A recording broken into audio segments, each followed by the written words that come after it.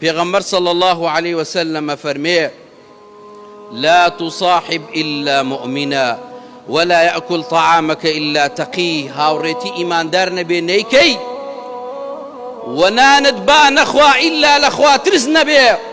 أما بلغي لسر أوي بياوي چاك نبي نيبيتو بمالي خود چونك بياوي خراب ككاتي داعني شي برنامه داعنا چون تزيد لي بكا چون خيانت لجنكت بكا چون خيانت لكچكت بكا بياوي خراب آوهايا بۆیە زۆربەی دزەکانی ئەمڕۆ کە کاتێک کەشف ئەکرێن ئەم ماڵە چۆن دزیان لێکراوە فڵان کەسی لەخوا نەترسە کە هاتووەتە ماڵی بەرنامەیدا ڕێژاوە دوای هاتووەتە ماڵەکەی دزی لێ کردووە. ئەوە ترێ ئەمە شارەزا نەبێ دزی لەم ماڵە نەکردووە فڵان کەسیان برد کوشتیان. کێ کوشتی؟ برادر و هاوڕێی خراپ. بۆیە ئەڵێ کابرا بۆ دەوەرەقا پیاوێک ئەکوژێ ئاگادار بە.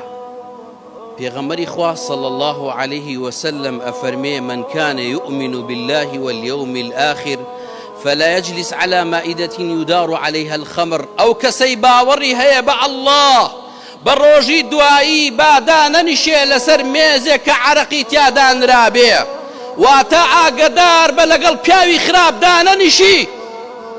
ئاگادار بە لەگەڵ پیاوی خراپ دانەنیشی. ئاگادار بە حیمایەتی مەسئولێک نەکەی عەرەق خۆر بێ زیناکەر و داوێن پیس بێ.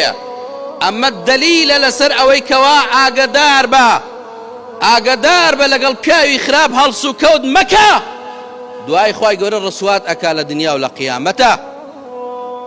پێغەمبەری خوا صلى الله عليه وسلم ئاگادارمان ئەکاتەوە ئەفەرمێ فلينظر أحدكم من يخالل. ئەفەرمێ لە ڕۆژی قیامەتە هەر کەسێک ها لەگەڵ هاوڕێکەی خۆیە دەیاڵا سیرکەن بزانم هاوڕێتی کێکەن لە دنیاە. هاوڕێتی کێکەی؟ لەگەڵ پیاوچاک و قورئان خوێن و ڕوو لە خوا و چاکەکارە ئاسوڕێیتەوە هەڵس و کەوت ئەکەی ئەی بەیتە ماڵی ئەچیتە ماڵی یان پیاوی خراپ یان پیاوی دز یان پیاوی عەرەقخۆر یا پیاوی سەرسەری هاوڕێتی کێکەی؟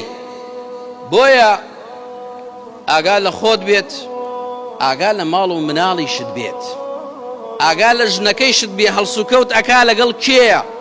کچەکەت عازە بووە ڕۆژەکە ڕۆژ بەڵایە ئاگادار بە. زۆر جار ئاگادارتانم کردووەتەوە ڕۆژەکە ڕۆژ بەڵایە. کچەکەت لەگەڵ کیا هەڵس و کەوت ئەکا؟ کوڕەکەت لەگەڵ کیا هەڵس و کەوت ئەکا؟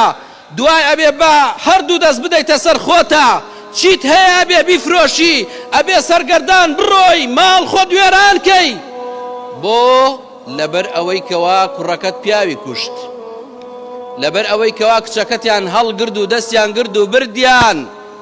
هاوڕێتی کێ ئەکەی؟ خۆت، کچت، کوڕت، ماڵت، مناڵت